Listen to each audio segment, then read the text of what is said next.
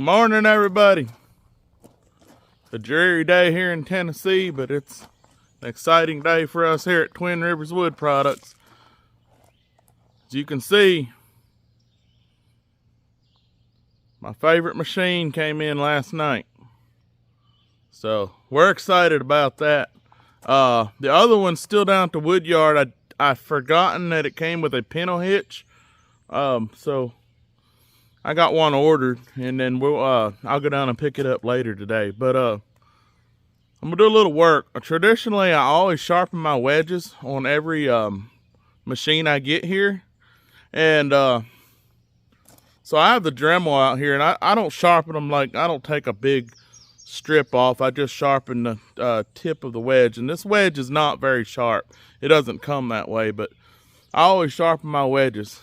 And some of y'all may disagree with me, but I've ran processors in the past, and when the wedges come dulled like that,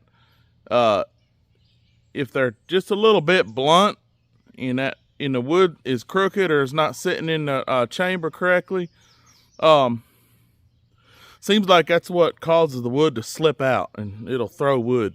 So, but if that knife is just razor sharp, not razor sharp, but I mean very sharp, immediately as it makes contact with the wood, it cuts in, which in turn holds the wood. So I'm not very much on blunt knives. So, and I'll show you videos later on that 24D we got.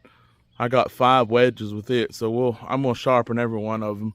This one here, I don't have a cutting wheel for my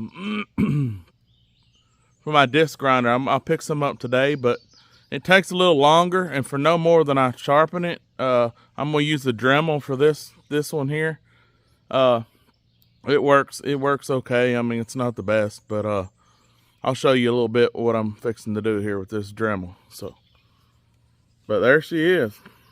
Let me turn it around where y'all can see it a little bit better. I use this little Dremel here. We did get the conveyor on last night, and I'm telling you what, boy, it took all of us huffing and puffing trying to get that thing on there. But we managed to get it on. But everything on this machine is heavy. I'd say this thing probably weighs 2,800 pounds. Just heavy duty. There's nothing light on this machine. But I'm gonna set you up here and show y'all me sharpening this wedge a little bit.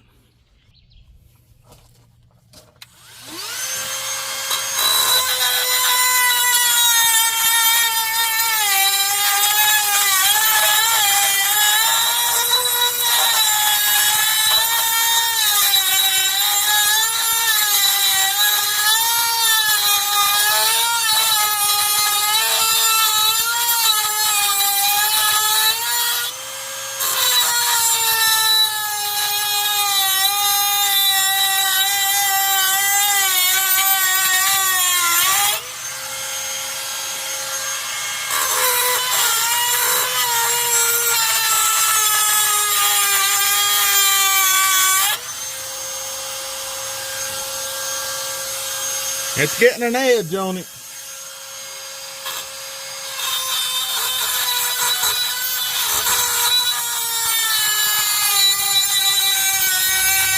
That steel is very, very hard.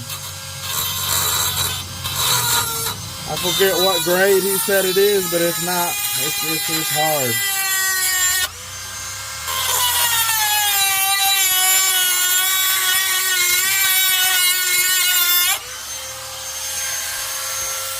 Yeah, the wedge is getting sharp.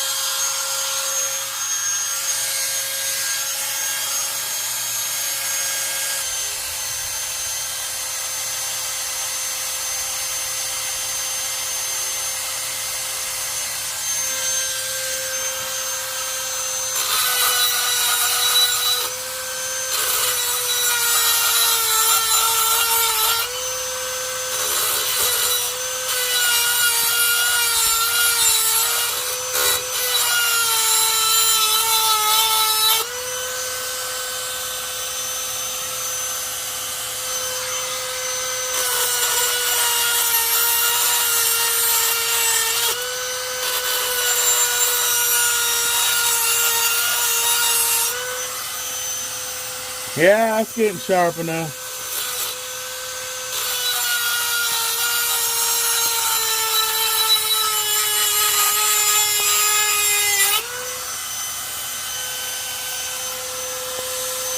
That's sharper than what it was. As we use it, it'll continue to get sharper.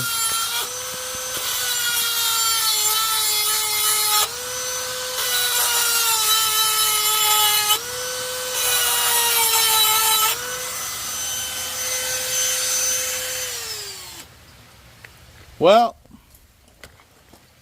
it's starting to pour down rain, so I don't know. It's not a very good day to video, I guess. But maybe before I go about my business today, I can stick a chunk of wood in there, see what happens. You can see I got I'll show you. Got this side done. It's not razor sharp, but it's better than what it was.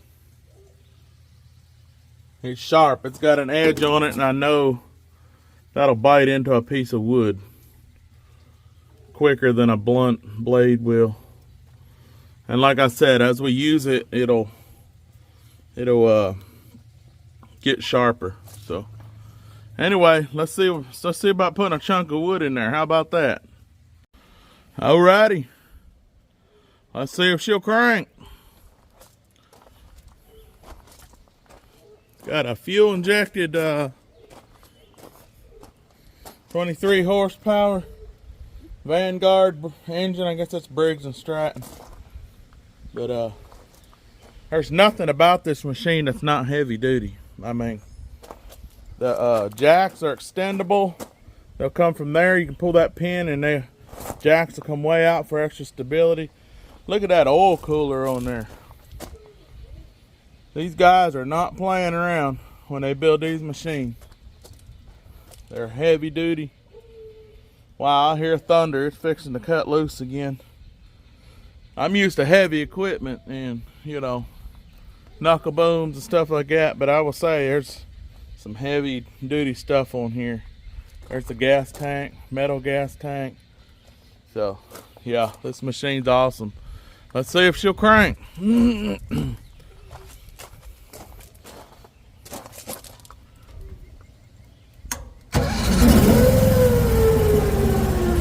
Electronic throttle.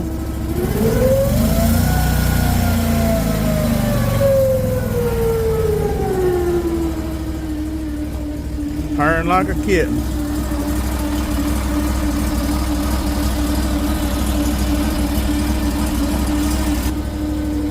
Starting to rain again, but pretty awesome log lift here. You up and down on your log lift.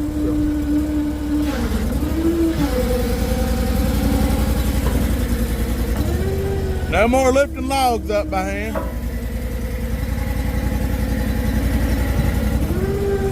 Pretty badass.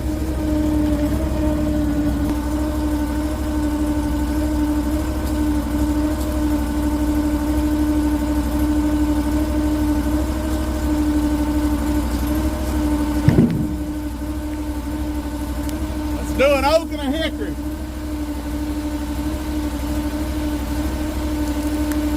In the pouring rain.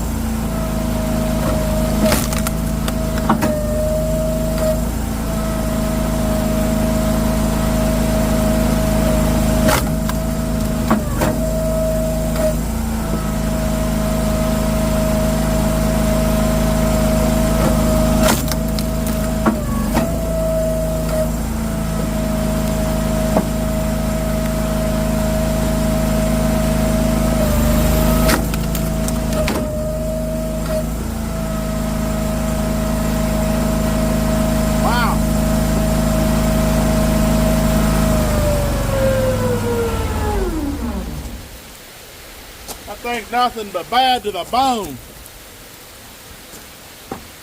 Goodness gracious, that thing's something else. And it is pouring down rain. I am soaking wet, but look, that thing is, wow. I don't know what to say. Never had anything like this. All I had was a busting maul or a county line splitter. I think that thing's capable of putting out a full cord an hour. Maybe 2 full cords an hour. Alright, well, look at that rain in the background there. It is pouring down rain. I finished that up and I came in and I was soaked, so I had to go straight back and get changed again. But I tell you what, that machine totally redefines how I was used to producing firewood. Now I've had, like I said, I've had a Multitech firewood processor in the past with a guillotine style saw blade, but this is different. I've never had an upright machine. That Multitech was nowhere as close to the cycle time as this machine was. This was back in 2012 maybe. So, but this thing is a beast. And I sharpened the blade a little bit, the wedge, and I mean I stuck a hickory in there with a knot, and I mean it just sheared straight through it. And it could be a little dangerous. I mean I have to get used to it, but that's the first time I've ever ran an axis. Emily's ran it before, but I've not ran an axis before. So I don't know. That is one bad machine, I'm telling you. So I don't know. We'll get used to it. It's going to be hard keeping up with that thing, stacking it, but it's got a conveyor. So probably what we'll wind up doing is running it into a trailer first, then taking the trailer over, lifting the dump up on the trailer, and then stack out the back, where the wood just slides right back to where we can get it. But anyway, I'm excited, very excited. And of course, like I said, I have a 24D down on another yard. I didn't bring it up here yet, so there'll be more videos coming on that later. But yeah, it's quite the machine. They did a good job up there. And everything I've seen, I've been watching Andrew. It's not really been that long, maybe 6 months now, but I've not seen him turn out a bad machine. And whatever the machine lacks, he'll figure it out, and he'll upgrade it, and he just keeps coming up with new ideas on these machines. So they make a very great product, and I'm proud to be the owners of it. Proud to join Team Orange and Blue, and look forward to growing with that. Speaking of it, growing business-wise, I mean, I really do think there's a future in firewood, especially now. Right now, I'm just at the hobby stage of it. When I was young, and my dad bought that processor for me, we lived in Grundy County, Tennessee, up on the mountain, and there was not, there was a good firewood market, but everybody was cheap. They couldn't afford it. We was getting $45 a rick, $50 sometimes, maybe $60, $65 on our hickory back then. So, it really wasn't feasible to have that processor. My dad, he cashed it off, he had the means to get it, and it was interesting. But I had so many ideas as a kid on this firewood thing back then, and I knew there was something more than just traditional firewood, selling by the rick or by the cord.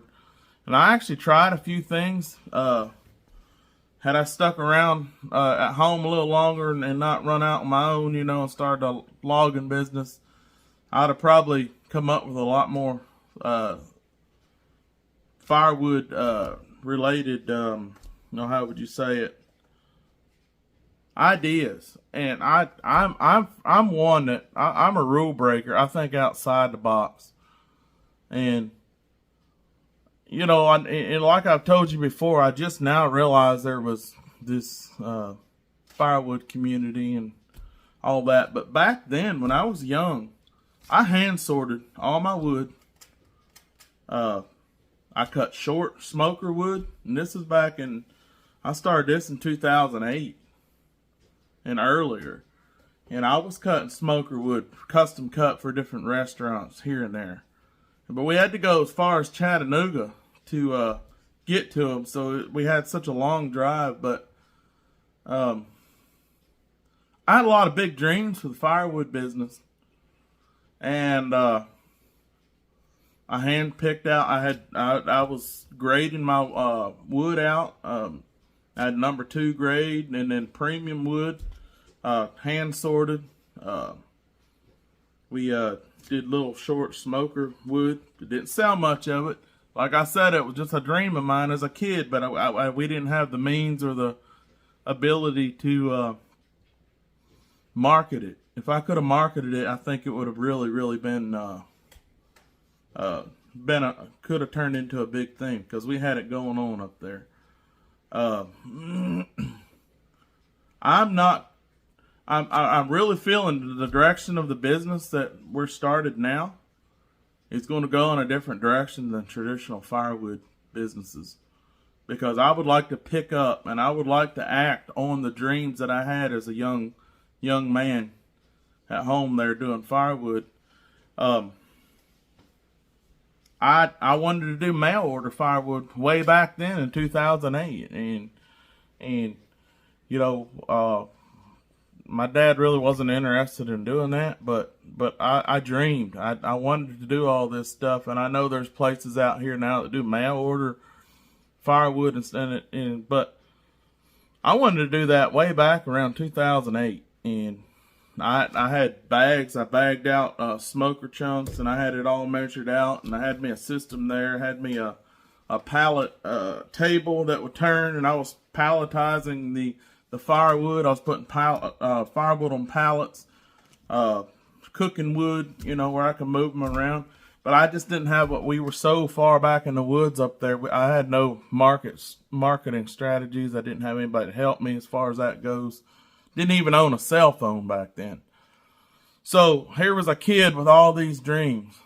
And now I look around and I see everybody else doing what I wanted to do back then. And they've been successful at it, and I'm really happy to see it, you know. But if I ever have one regret, it was that not being able to pursue that firewood business correctly, because we had the wood and we had the machinery to do it. And I look at this opportunity here, starting this firewood business, as a way to start over. And I don't know where it's going to take us. Right now it's just in the hobby stage. I ain't making much money at it. My other businesses fund this little project. But by what I'm seeing and what I'm hearing, I think if I open the floodgates and start producing this wood, this smoker wood, and hand sorting wood out, you know, like I want to do, I think there's going to be a niche market there. A niche, whatever you say, niche, whatever. I really think there's some ways to make some really good money. And I'm not in the business to sell cheap firewood. It's too much work. That equipment out there, I don't even want to tell you how much both machines cost. It's a significant amount. It's not too much for the business, but it's not cheap. And you know, and like I said, right now it's still at the hobby stage, but I'm wanting to elevate the business, and y'all see my ideas and watch us grow. I just still not decided exactly what I'm going to pursue. It's going to depend on how much time I have, and it could be a couple years till I get to where I want to be. But I really do want to pursue this. I enjoy this. Some people would ask me, well, what do you see about the firewood that's so great? I mean, it's just wood, you know. Well, you know what? If you got to ask me that question, I will tell you why, but we're not the same. If you know, you know. If you're a true firewood cutter, somebody that enjoys it, I mean, you'll know exactly what we're talking about. It's just something primal, something. It's a thing. There's a man down that used to own a business in Atlanta. His name is Cutting Edge. Or the name of the business, Cutting Edge Firewood. And I think he sold that business now. He had a lot. He did. What by what I've been able to see, he did a lot of what my dreams were as a kid to do. And his name's Leroy Height, and I like that guy. He's awesome. He thinks outside the box. He ain't afraid to sell some high dollar wood, and my hats are off to him for that, because I feel like wood, firewood, lumber, I feel like that should be respected. It is a natural resource, and it stood in that woods for 50 to 100 years to grow. And when somebody comes along and says, wood's just wood, I mean, what is it? You know what? Go buy from somebody else that's cheaper than what I am, because to me, wood's not just wood. It is an art. Stacking it is an art.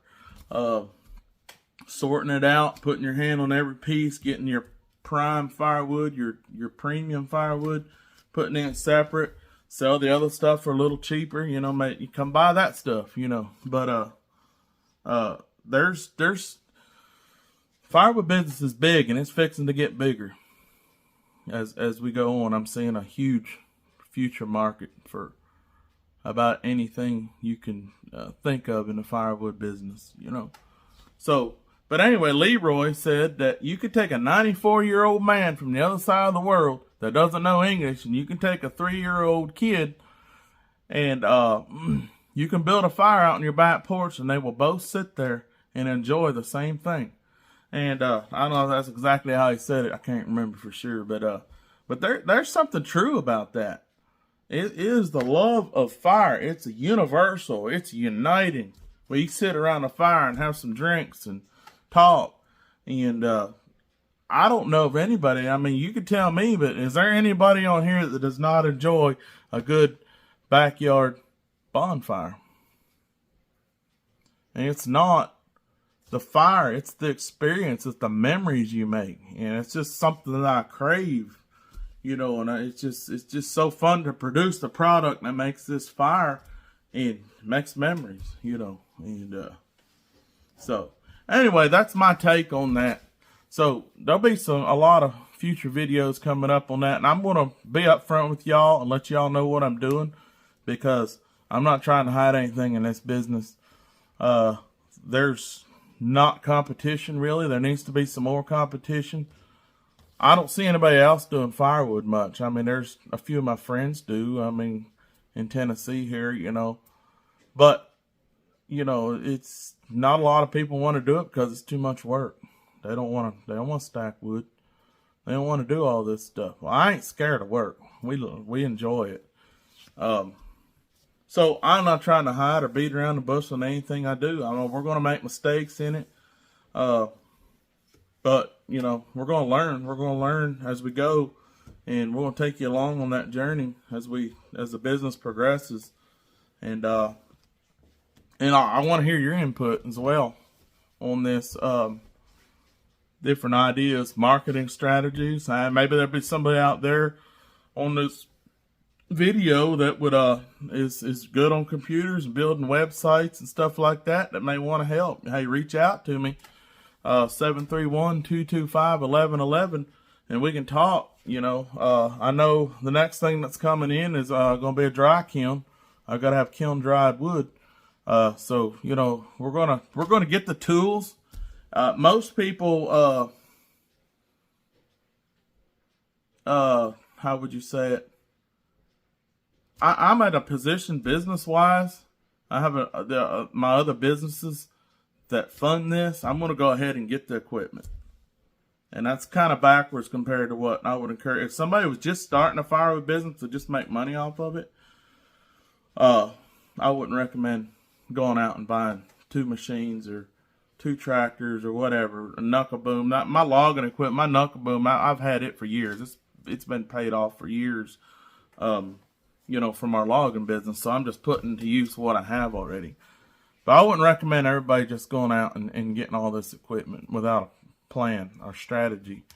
But I'd rather buy equipment like this is give the money to Uncle Sam. So I'm gonna get what I need this year, and that's probably gonna be a dry kiln next. And that's about all I can think of that I need right now.